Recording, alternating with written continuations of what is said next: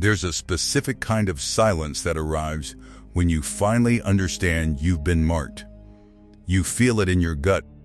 The evidence, the way conversations hush when you enter a room, the invitations that stop arriving, the glances that slide right through you like you're already a ghost. The tribe has made its decision. You are the outsider now. But what if this moment isn't the end of your story? What if it's the first page of an entirely different one? Most people break here. We are wired for connection, for the warmth of the campfire, for the safety of the herd. When the pack turns its back, the primal instinct is to chase after them, to explain, to plead, to do whatever it takes to feel that belonging again. Don't you dare. If you feel the walls closing in, if the weight of opposition is pressing down on your chest right now, understand this. It is not a punishment. It is a promotion. You have outgrown the container they built for you. Your very existence has become an indictment of their stagnation, and their immune system is trying to reject you like a virus. You are a threat now, and that means you're finally on the right path. To understand how to win from this position, we have to look at a man who wrote the playbook on power while sitting in the ruins of his own life. Machiavelli didn't write The Prince from a palace. He wrote it from exile, stripped of his status, tortured on the strappado, his shoulders dislocated as his body was dropped from a rope. His friends vanished. His career was ash. The Medici family who ruled Florence saw him as nothing but a conspirator to be crushed. He had every reason to collapse into bitterness or despair. But he didn't beg. He didn't waste his energy on trying to clear his name with people who had already decided he was guilty. He went home, cleaned the blood from his skin, sat at a wooden desk, and transformed his suffering into a text that would outlive every single person who had ever heard him. He turned isolation into immortality. You want to know how to reverse the dynamic when the world feels like it's pressing in from all sides? You want to know how to make their hatred the very fuel that propels you upward? I'm going to show you exactly how it's done. But first, you have to make a choice that most people will never have the courage to make. You have to let go of your addiction to being liked. Power has never been a popularity contest. It's a game of physics, of leverage, of understanding forces. And right now, we're going to learn how to use the weight of that opposition to build something unshakable. The first step is understanding why you're really under attack. You aren't being targeted because you're failing. You're being targeted because you've broken the unspoken rule of the group, thou shalt not rise. Machiavelli wrote that introducing a new order of things is the most difficult, dangerous, and uncertain undertaking there is. When you start fixing your life, your body, your finances, your mind, you hold up a mirror that most people desperately want to smash. Your discipline highlights their procrastination. Your focus illuminates their distraction. They don't actually hate you. They hate the reflection of their own choices that you force them to see. This is the crab bucket in action. The one trying to climb out doesn't get cheered on. It gets pulled back down, its shell cracked by the very claws that should have been family. You are that climbing crab. Your growth is a mirror they don't want to look into. The mistake you're making right now is trying to reason with the crabs below you. You want to explain your vision. You think if they could just understand your goals, they'd get on board. Stop. They understand perfectly well. That's precisely why they're grabbing at your legs. To win, you have to stop interpreting their opposition as a personal tragedy and start reading it as a navigational beacon. Think about it. If you were walking towards their destination, they'd be walking right beside you, comfortable and calm. The fact that they're screaming at you means you're heading somewhere they can't follow. The friction you feel is the cost of velocity. Accept that invoice and pay it without complaint. You cannot save the people who are trying to drown you. The herd moves at the pace of its slowest, most fearful member. The predator moves at the speed of its own hunger. Which one are you going to be? When the world turns cold, your nervous system will scream at you to make noise, to defend your reputation, to correct the record, to shout down your accusers. This is the trap. The moment you argue with a mob, you hand them your power. You tell them, your opinion matters enough to disturb my peace. You pour your energy into a void that will never be filled. Machiavelli's response to being cast out by Florence holds the key. He didn't stand in the Piazza della Signoria screaming about injustice. He vanished. He retreated to his farm in Sant'Andrea in Percasina. He went completely silent. This is the strategy of the void, and it's one of the most powerful weapons you will ever wield. When everyone is against you, you must remove the target. Become untouchable. Withdraw your presence, your voice, your energy. This does two devastating things. First, it starves the fire. Hatred, gossip, and opposition are parasites. They need your reaction to survive. They need your tears, your anger, your drama.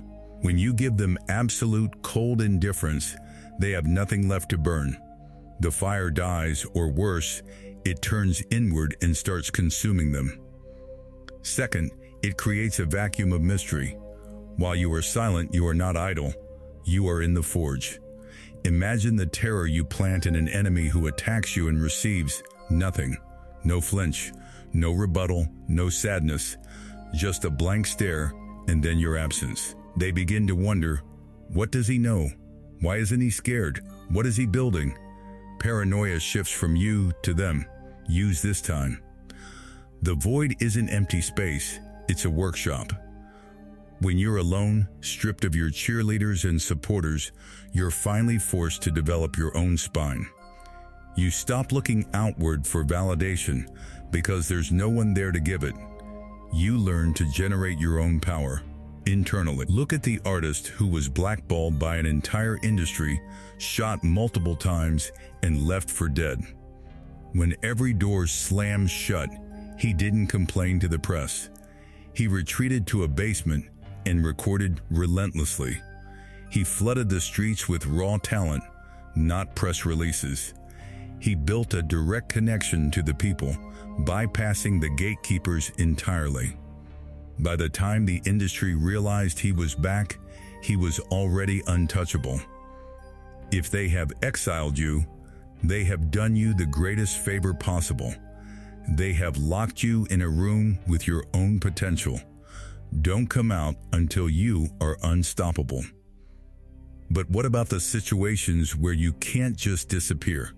You're stuck in the same office with the people trying to get you fired. You live in the same house as the family that resents you. You're surrounded, trapped in enemy territory. For this, you need Machiavelli's most dangerous and subtle lesson: conceal your intentions. In his discourses on Livy, he tells the story of Lucius Junius Brutus. The tyrannical king Tarquin the Proud had murdered Brutus's father and brother. Brutus was next.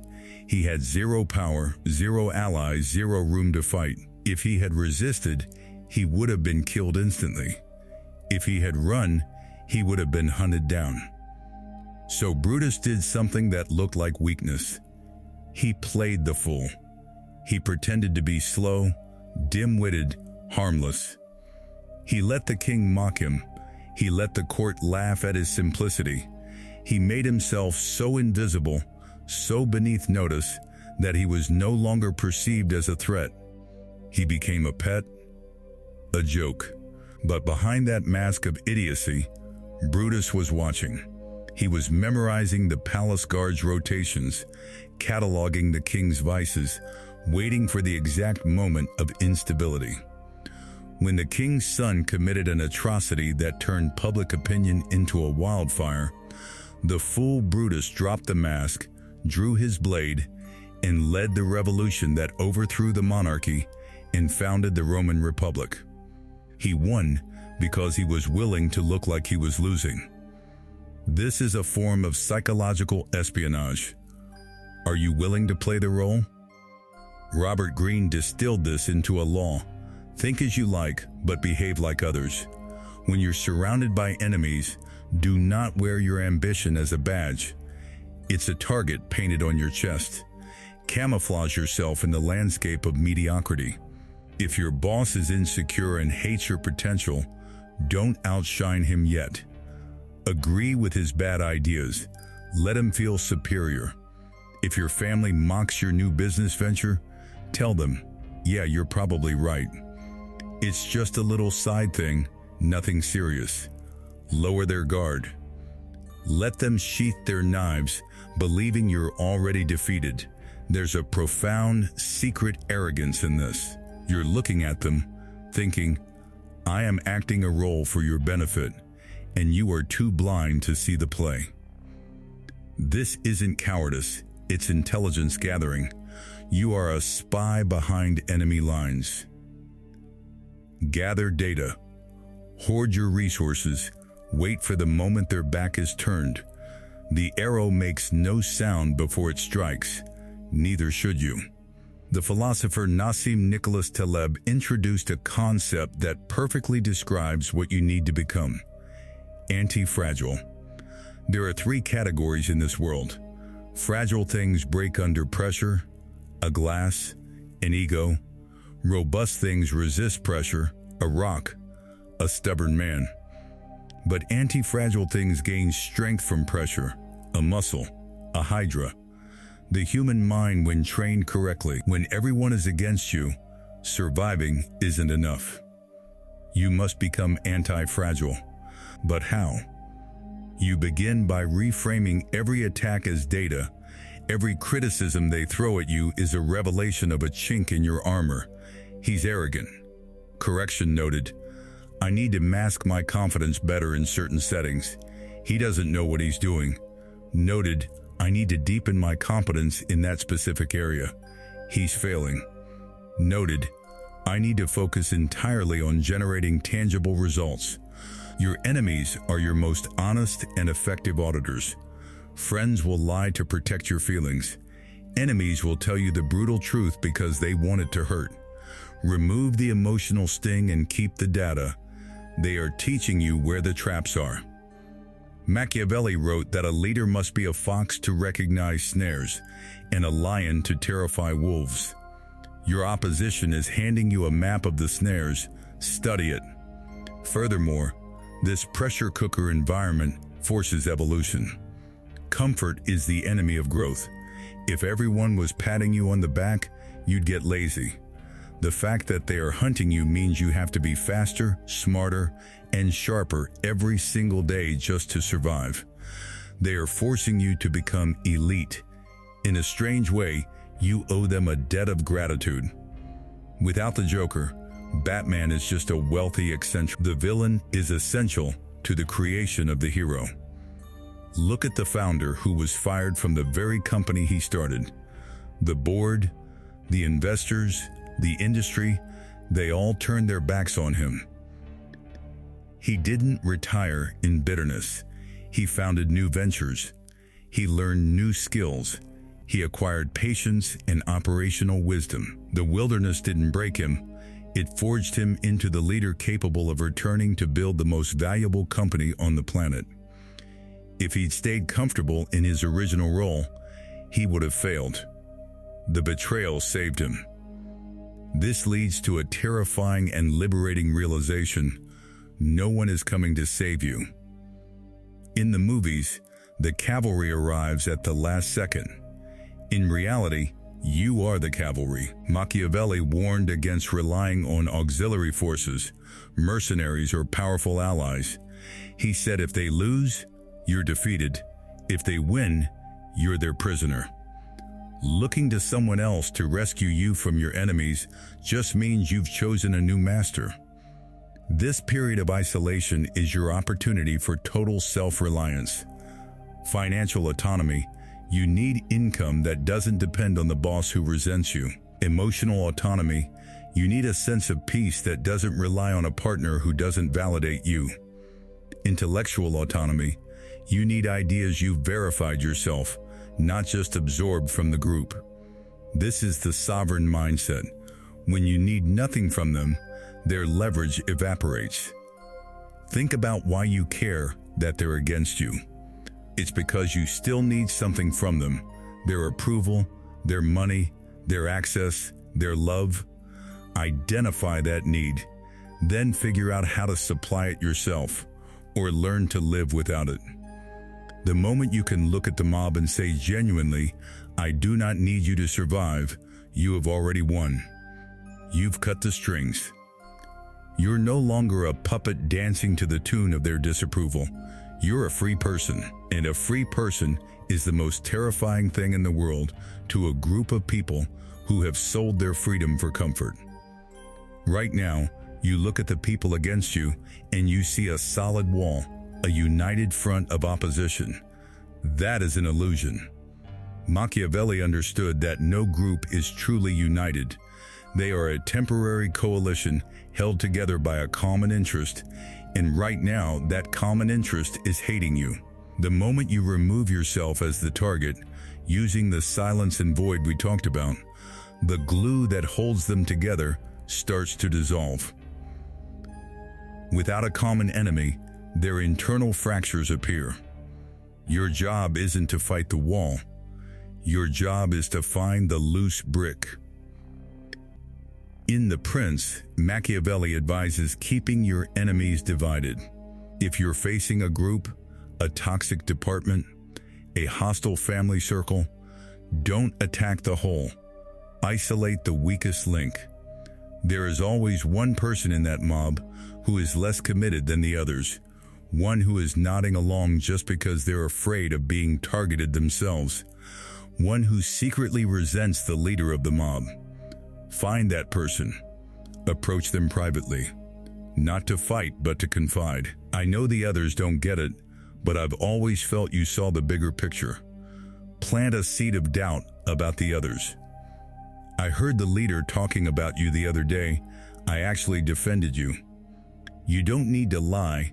You just need to amplify the friction that's already there. When you turn one, you break the consensus. Suddenly, it's not everyone against you. It's some people. That psychological shift destroys their momentum. They start eyeing each other suspiciously. Paranoia sets in, and while they're busy looking over their shoulders, they stop looking at you. This is how you dismantle an army without ever raising a fist. You inject a virus into their operating system. Now, let's talk about the instinct for revenge. When you've been hurt, your biology screams for immediate retaliation. You want to shout, expose them, hurt them back. Suppress that instinct. It's primitive, messy, and it almost always backfires. If you attack them directly, you hand them the perfect story. "See, he is crazy and toxic. We were right to exclude him." You validate their entire narrative. The only revenge that works, the only revenge Machiavelli would endorse, is total, undeniable victory. There's a military concept called overmatch. It means possessing such overwhelming capability that the enemy realizes the sheer futility of resistance. You need to build a life so undeniably superior to theirs that their opinion of you becomes an absurd joke. Does a lion care what a sheep thinks about its hunting technique? No.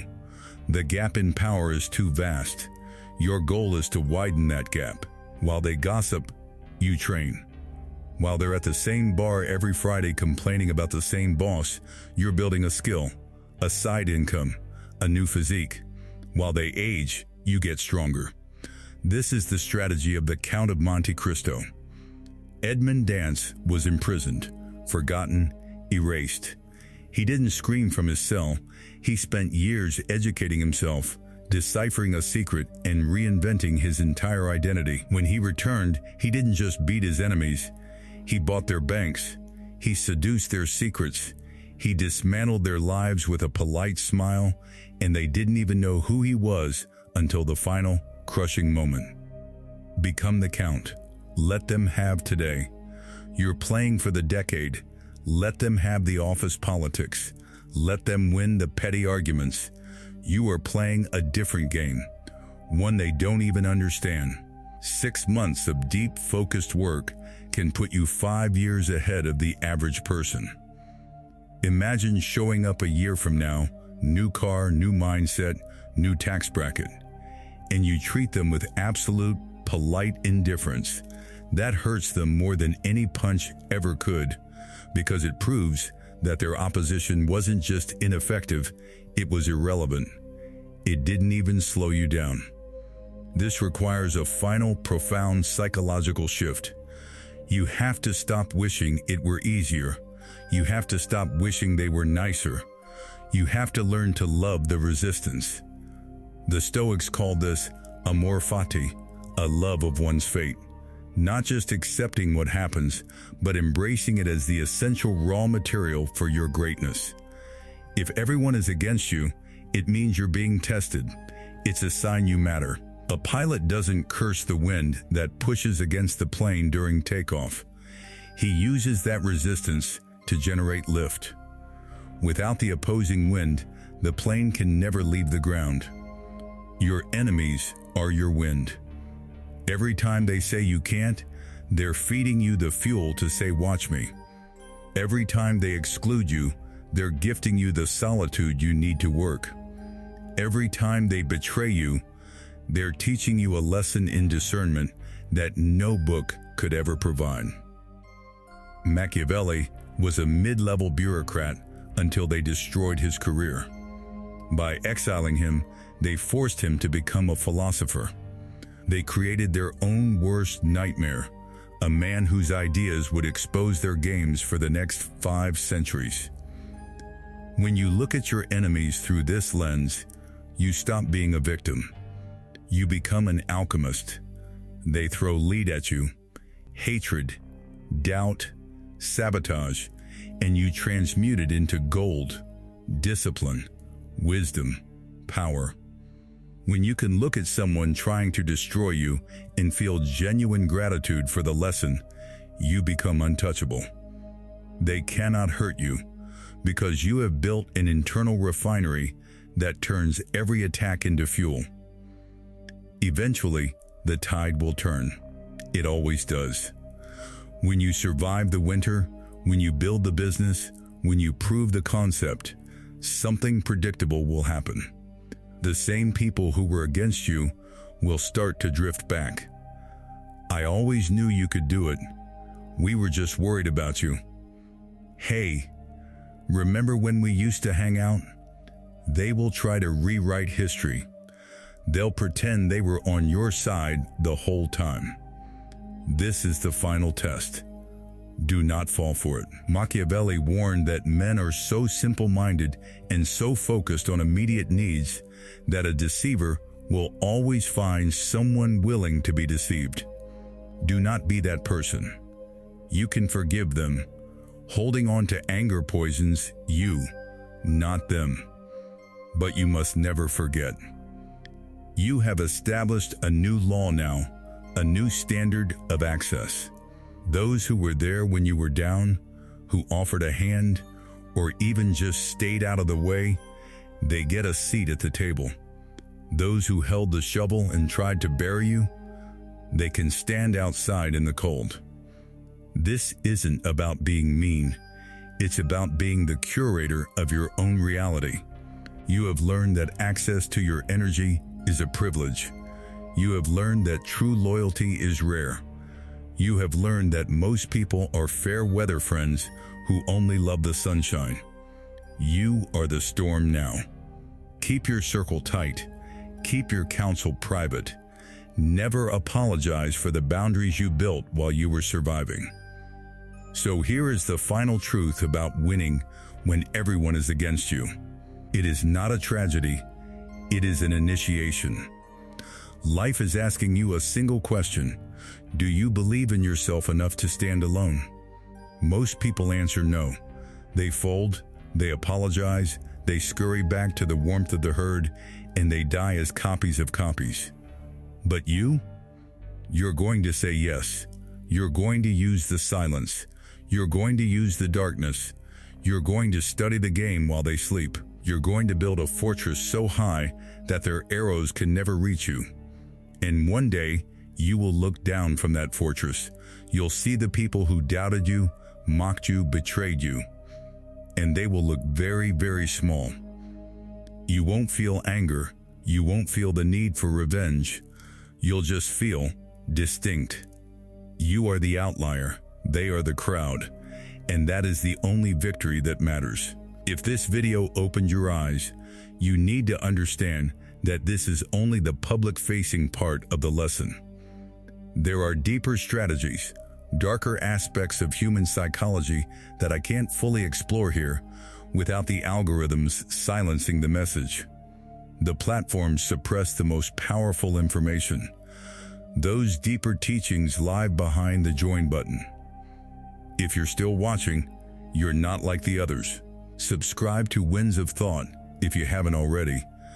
But if you want what's hidden, the uncensored, unfiltered blueprints for navigating the human psyche, click the join button and step inside. Most won't.